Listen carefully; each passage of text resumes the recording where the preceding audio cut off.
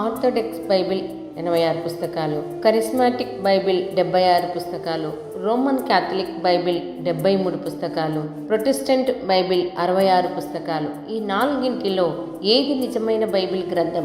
నిర్గమకాండం 25 అధ్యాయం 31 వచనంలో మనం చూస్తే, దేవుడు మోషేతో మేలిమి బంగారముతో దీపవృక్షంను చేయమన్నాడు.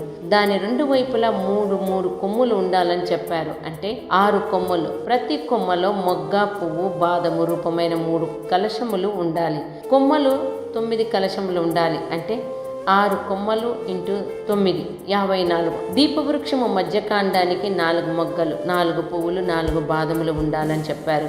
4 + 4 + 4 12. అంటే 54 + 12 కలిపితే 66 వస్తుంది.